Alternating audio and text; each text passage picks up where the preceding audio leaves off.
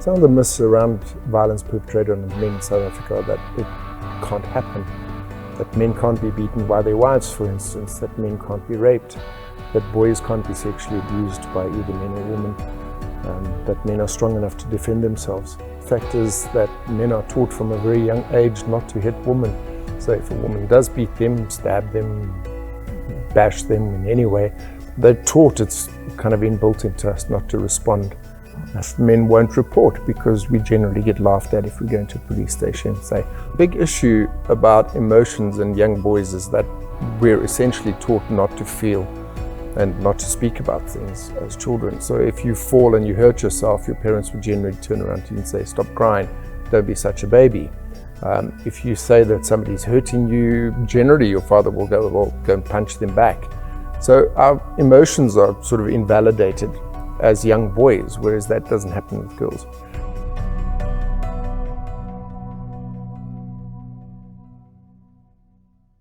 Hi, my name is Vuya Yorokwe. Hi, this is Craig Wilkinson, and this is Man to Man. We're all vulnerable, and we all have challenges and issues, and the more we bottle them up and hold them to ourselves, and the more we have to be a Superman and have it all together. Whenever I think about mental health, I always try and say there's multiple domains and dimensions to mental health. So usually the best way to approach a conception of mental health is to think about three particular domains of mental health. It's the emotional domain, which is more feelings-based. It's the cognitive domain, which is more thought-based. And it's the behavioral domain, which is more action-based. And ideally, from a mental health perspective, you want to optimize all of those domains. So what you'll find is in the emotional domain, there's more persistent, intense emotions that would maybe be classified as mood because of their duration and their intensity. But then there's also transient emotional experiences, which are more feeling-based. So often the distinction between how do I know when I'm sad or how do I know when I'm depressed, you'll find that with a mood, like a low depressive mood, it's something that's persistent, it's quite intense, whereas with something like sadness, it's more transient and the intensity is not as severe. So ideally, you want an optimized emotional domain as well, where there's not a lot of fallout in that space.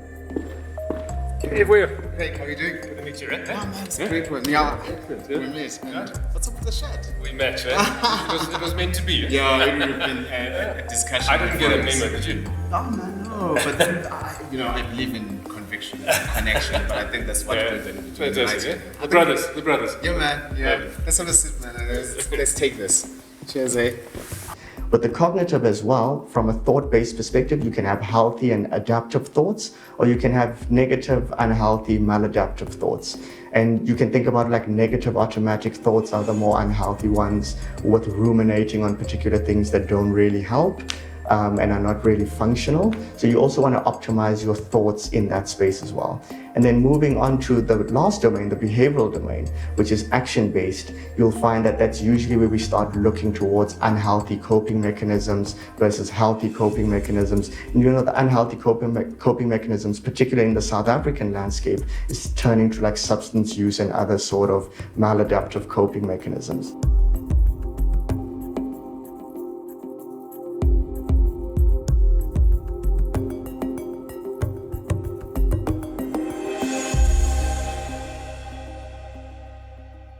When we talk about mental health and issues around it, I am not only just a medical officer or someone who has started it, but I've taken my own journey with my own struggles in mental health. And I realized that, once I started now having therapy, but here is where it starts. I did not, when I had depression, consult with my fellow colleagues, because that was easy. I would have, gotten someone in the corridor and say, listen, man, I'm going through a hard time. But that didn't happen. Right. So, what then happened was that... Why not? I don't know, the stigma. I don't know, but it was not something that was, that's the first thing that I wanted to talk about. But I did know all of the problems. And you know what then happened for me? My mother had realized that there were issues of distress and issues of family disassociation and lots of other things that are related to stress. And she just went to my CEO. Mm-hmm. She went flat my seat or where. Like a real mom. Eh? Yeah. So when we got there, there was a conversation around the fact that I'm not going to let my son, go through this. And Aren't mothers beautiful? Eh? Under the circumstances, and for me it was an embarrassing situation because I was not ready as a man. I was actually a clinical manager in the hospital, but so when then I actually got a therapy and mediation around it, then I realized that I am maybe not the only person. Men just are not programmed to speak out. Right. But for you, do you have any journey around the issue? Yeah, all of us, none of us arrive at adulthood. Yeah. Okay, do we? I mean, we all carry baggage and stuff. One of my very first deeply, deeply tragic scenarios was when my younger brother committed suicide. Yeah. He was 20, I was 25, and he took his own life. And I couldn't talk about it. I mean, the pain was unbearable, but for 2 years, if anyone asked me anything, I would just say, sorry, it's not up for discussion, because you kind of think that no one can possibly understand. Yeah. But it was totally not the right way to deal with it, I mean, holding it in and... having and our childhood was tough. All of us, four kids, four siblings, went through very, very tough times. And where did you grow up? All over the world, New Zealand, Botswana, South Africa. A lot of traveling. But just had one of those fathers that's there but not there. There but not there. And as a boy, you grow up unvalidated and unseen and so the issues of impoverished self-worth crop up. And inadequacy as well. And I tell you, for me, the transforming thing was becoming a father. So I was a single dad for quite a few years and just realized how absolutely crucial fathers are to sons and daughters, both. And the pain that happens in the result, when fathers are absent. Moms are doing a phenomenal job in this nation and around the world, but often the dads are absent, and that leaves a deep wound on oneself. So my journey has very much been a father journey, a brother's suicide, and I've had two other friends take their lives. One only 5 years ago.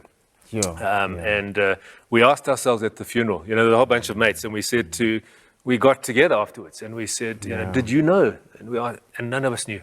About the person's problems. Because he didn't share with us. It was such an indictment on us as men. Because if he had told us, he might still be alive today. Sorry, Craig, man, let me cut you here. There's quite a lot of things that you talk about, the woundedness, but then the absent father as well. But I can't help this, but just see that we're from different cultures. But then, we're just having this same umbrella of how a man is viewed and how they generally get to grow up. I don't know that you guys have this kind of thing. Oh, it's international. I mean, look, men around the world. I mean, sometimes, honestly, sometimes a man in South Africa and a man in Russia, totally different cultures, have more in common than a man and his wife in South Africa. Because there's drivers of the masculine heart. That men understand, and boys need older men to teach them how to be a man. And in the absence of that, what happens? We don't know. You grow up completely confused about masculinity. And the absent father in your case, was it someone who was never there in your life, or someone? How was it for you? Well, there but not there. So physically present, but emotionally disengaged. And I think that's a very common thing. I mean, South Africa, we know up to 70% of kids are growing up without a father, without a present, engaged father.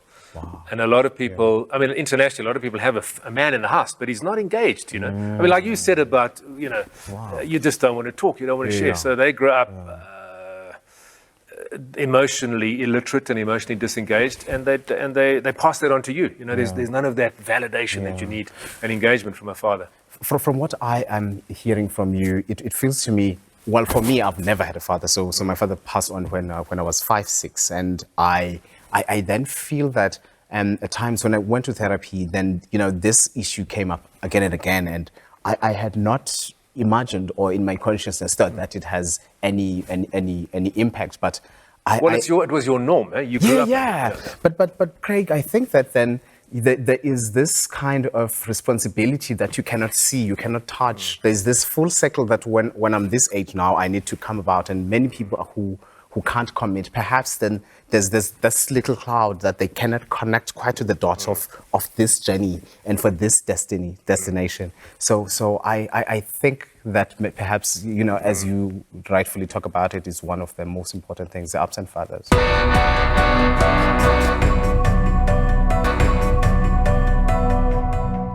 The father wound is massive internationally, in every culture, in every nation, the absent father. I mean, there are two things that a boy needs from his dad, and apart from everything else, the two major things. One is he needs to have masculinity modeled to him and taught to him, you know. I mean, men, let's be honest, we have testosterone, we have drivers, we struggle with impulse control more than women do. We have, you know, we're far more dangerous than women, you know. We do more foolish things, more risky things, you know. Men involved in battles and fights, you know, and part of that is a good thing, but it needs to be controlled. And it needs to be, it's like a vehicle, you know, the vehicle is powerful and beautiful, but it's also dangerous. It needs to operate within lines. It needs to know when to stop. It needs to know that a red robot is there, you know. So a boy needs to be modeled and taught what it means to be a man. And he needs to be validated as a man. You know, men want to be powerful. We do, you know. That's why we don't talk. You know, if you talk, you think I'm losing my power, I'm being vulnerable, you know. We want to be powerful. I'm giving you my secrets now if I'm talking to you. Well, we're all the same for you. I mean, the masculine soul that knows no ethnic or color or culture or religion. It doesn't. It's there. And if you're not validated as a boy, and you grow up to be a man, and you feel less than, you feel inadequate, and you spend your entire life trying to prove yourself, trying to be the man, trying to be macho, you know. So those two things, when a father's disengaged, don't happen. And it's devastating. Oh, it's such a big word, man. And then the other one part really is the fact that, you know, now that I am a father, I've realized that it is a little bit difficult for me to tell my boy that, dude, I love you. And then this other one time I'm saying to Amil, I'm saying to him, dude, how does it feel like having a father? And he looks at me and he says, bro, but I don't understand. Where does this come from? And all of my sisters concur with me that, you go to the gym with him and all of that kind of thing. Which is beautiful. We've never done it before. Well, you've never had that. Yeah. But I mean, you know what you've done as a man? You've broken the cycle. Oh, yeah. Okay. You've broken the cycle, you know, and so many men don't break the cycle. They perpetuate, you know. So a boy who's abandoned by his father fears abandonment, and there's a wound in his heart. So what does he do? His whole life is he doesn't share, he doesn't reveal himself because he fears of betrayal and abandonment. And then he'll do the same to his partner, you know, and it perpetuates. And he'll often leave his own son. But when a man like you comes along and breaks the cycle, says, you know, whatever happened before is not going to happen ahead. It's beautiful. I think you're teaching me something again because in hospital, I had this young lady who comes into my she's an intern, but now she talks to me about a boy who's now perpetuating what the father taught him, and he grew up in a space where the father was violent, domestic violence, and then he then says, listen, I'll never leave this, you see, and live like this. But then when his time came, he then met this person, and she was rather a person who's much shy, and he was not just as expressive in how he wants things to go like. But now, when one day he stood up and he yelled, he pushed, and he started pushing a fist on the lady, then he got the authority, and that was the start of what, him being now what the father was. Perpetuating it. Yeah. Well, often men, if they feel powerless, they claim power in illegitimate ways, right. like abuse and dominance, etc., etc. It's something that needs to be healed. You know, I believe heal men, heal the world. Really, heal men, heal the world. Yeah. You know, one of the things I've read in the research is that most men are lonely. And it's fascinating because men have friends, but they're still lonely. And I mean, we got friends we can go and watch a game of soccer with, we can drink a beer with, but not friends that we really connect with. There's not a deep connection. And I think that's where there's a loneliness, and that's where men carry stuff. What's your experience of that? So I think that, one of the things that I discovered with my depression when I'm introspecting and looking backwards is the fact that we are emotional and unavailable. And therefore we compensate for every other thing else, because you would see us as party lovers, drinking You put beers. the image forward that I'm okay, even though I'm not okay. And so then you'd find that then once you go home, you then start not wanting to be by yourself, and then you are in that kind of trap that you then cannot, you're wounded and you cannot help the other person. So for me, that's what I really find, that then we're superficial, we can't go deep. So you put an image out and people like the image, and the image is fun, but back at the ranch there's a loneliness. And I think it's so important that we break that, I mean, brotherhood is a beautiful thing, and we need it, don't we? We need each other as brothers, as men. And I think one of the key parts of that is the ability to be vulnerable with each other. Hey? You know, I mean, that mate of mine who committed suicide, had he been vulnerable, he'd be alive today. You know, I mean, how many times would you come to me and say, "Hey, Craig, how are you doing?" And hey, brother, I'm fine. You know, that's the superficial space. Yeah. Whereas women are so much better than that, aren't they? At that, you know, they'll sit down, have a glass of wine, and within seconds they know the whole life story. You know, they're crying, they're hugging, right? They're crying, they drink. You know, they know each other. Whereas men, you know, all you know after half an hour is which is your favorite soccer team, and you know, I mean, it's a superficiality. Yeah. And I think creating that safe space, we need to break that. We need to. I mean, vulnerability is strength. Let's be honest. I mean, for me to say, "Boy, I'm really struggling," takes a lot more courage than to say, "Hey, boy, I'm strong, man," and you, brother, you know. I mean, I'm posing as strong when I'm not, and I think that's one of the things we need to get over. You're right, Craig, because then, you know, I'm just now thinking as you are talking to say that if we're in an office, I wouldn't be that brave to say, "Listen, man, I'm going to skip the office party because I'm going to the men's clinic. I just want to get the sexual dysfunction out of the way." But the lady would be very comfortable saying, "Listen, even if they fancy you, I am going to see my gynecologist. And maybe you can meet him the next day."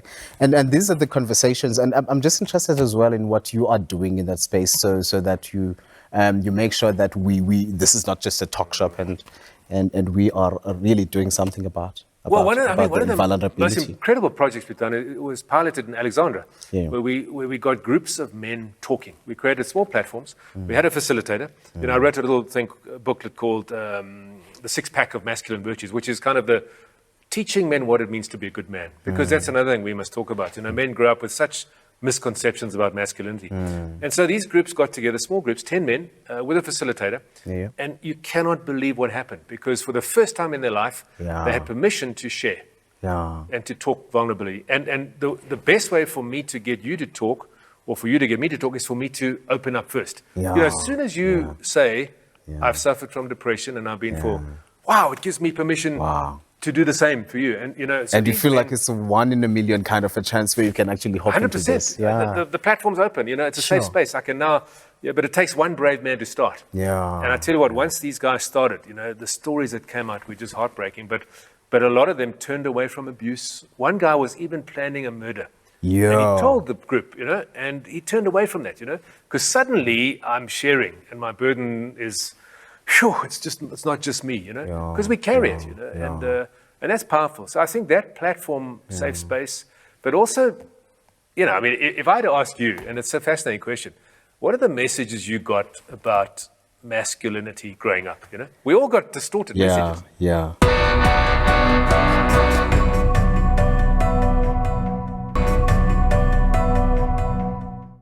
So, you know, because I didn't have a father, I was not going to now be imposed into a space where my father is abusing my mother or that kind of thing. But I've seen my neighbors who actually get home drunk. A man is supposed to be drunk, right? And you don't ask questions. So a real man drinks a lot. Yeah, real man. Yeah, that's and he how can handle it. You know, that's the charisma of a man. And then when they get there, you know, there'll be cases of domestic violence. And for me, it was just something that was normal. Right. And then I would then be invited to say, "Oh, your cousin's sister is getting married." And in my mind, I would think, "Oh, wow, are they now ready for the kind of chaos that they're going to meet when they're married to a man?" Because that's going to happen fatally for them. It's astounding. Yeah, man. I mean, and those messages are universal. You know, I mean, the message, I call them the 4 big lies. Sex, power, money, and big boys don't cry. You know? Those are the lies we grew up. You know, so the more women you can have, the more the man you are. My virility. Just to end up this particular thing, there's just something that you did say, and it says that the safe spaces need to be better. And I think that us as clinicians as well, we tend to sit on the other side of the desk, and we are going to wait for men to come and knock. Right. There is no space for that. It doesn't happen. And then the other one thing is that what we have started doing is that I think we would have to shape something we call a safe space value proposition, which means that then I am not going to look at a therapist as somebody who's a shrink or in a psychiatric institution. I think that but what we've also done is that we started this conversation you talk about that you started in Alex, and we call them men vitality conversations. And what happens there is that we talk to the people who are public figures to say, listen, my name is Vuyo Wilkinson. I'm a CEO of Tesla, right? I help people have cars that can fly, that kind of innovation. So people who see me as this tough guy or a man about town and someone who's achieving. But then I start pouring out and to say, listen, I live with the pain. And every day before I talk to the people who are going to give me the billions, I have an issue with anxiety and an issue with depression and so on. And so, what we find is that, we had a hypothesis just to say that we think that many men are going to speak with conviction before they're going to talk to us and say, listen, we've got a problem. So it really did happen. It paid out, and a lot of people are ready now to speak. And I think for me, it's better than taking somebody and getting them into a rehab. I think it is 100%. Once it comes from Well, you're giving conviction. men permission, and you're saying it's okay for a man to be vulnerable. Yeah. Because he has a tough, strong, supposedly macho guy, and he's sharing his weaknesses, and it's okay for that. I mean, it's breaking those four stereotypes. The reality is a man who's faithful and loyal and committed to one woman. That's a powerful man. That's a powerful man. Man, who succumbs to temptation and sleeps. That's not masculinity. A man who thinks that power is everything. I love the one quote. It says, sometimes the poorest man can leave behind the richest legacy. Sure. Because it's not what you leave for somebody that counts, it's what you leave in somebody, So we've got to, how many times do we say, if I don't have a good car, I'm not a man. If I lose my car, I lose my job, I'm not a man. And we've got to change those narratives, and the whole thing of big boys don't cry. It's just it's a destructive narrative. So if we change those four big lies into what is the truth about this, it's not how much you have, it's not how big you are, how strong you are. It's what do you do with what you have, with how strong you are. And if we can find validation in that true, authentic masculinity, which loves and serves and honors and protects, we can change a lot of the narrative around men cracking up under the pressure. Sure. And a lot of women also are complicit in that. We have a lot of men that we deal with that their wives are quite vicious with their tongues, saying, look at Vuyo, he's a doctor, he's studying, what have you done with your life? And just putting a knife in the wound as well. And that's a big one, And so we need to change the narrative, and men need to stand up and say, well, I can be a real man by being a nurse and by loving, or being a primary school teacher. These kind of things. It doesn't mean I'm less of a man. It means I'm more courageous as a man. Yeah, Craig, man. I've always knew that when I have this discussion with you, I was always going to learn a lot and, just go down, get conviction, talk about these things, and what is the next step, that kind of thing. It was just so great, man, to have this open heart to heart. And it's fantastic. I mean, brothers need to talk, not just about soccer or women or drinking. Right? We need to talk about our hearts. Our hearts and real stuff. No, that's great, man. Thanks so much, eh? Fantastic. Awesome conversation, and great, we need to continue it. Lovely, man. Lovely. I think it's time for... No, we need one of these. Yeah, man. It's interesting to think about masculinity in its full range of different forms of masculinities. I think one must always be careful about a dichotomous way of thinking in the sense of positive versus toxic, because I think there's so many different forms of it. And touching on the concept of hegemonic masculinity again, which is the predominant form of masculinity in society. And what I mean by predominant form is it is the form of masculinity where society says subscribe to these norms and expectations, and if you do not, you will be excluded from the social landscape. And from an evolutionary perspective, we're all hardwired to want to be part of a social community. So almost facing the fear of being excluded from a social landscape or being defined as less than a man or not subscribing to the notions of manhood is very threatening. So you'll find that, let me use hegemonic masculinity again, you'll find that there are positive aspects that could be in that space, but then you'd find there could be negative or what others may term as toxic aspects of it as well. But it's important for us to think quite comprehensively about it and think in quite a nuanced way, because I think when we create dichotomies of masculinity and we say it's this or that, again, we create a space of judgmentalness. Again, we create a space of exclusion versus an inclusion. And we see that manifesting with things like cancel culture, where if you do not subscribe to what is the predominant healthy form of a masculinity or any other identity in society, you then face being punitively punished in some ways, and sometimes also rehabilitatively swayed in the right direction. But we need to be mindful of how we speak about those sort of distinctions, because it can quickly go from healthy rehabilitation to punitive punishment. And I think we all have a role to play in being mindful of that.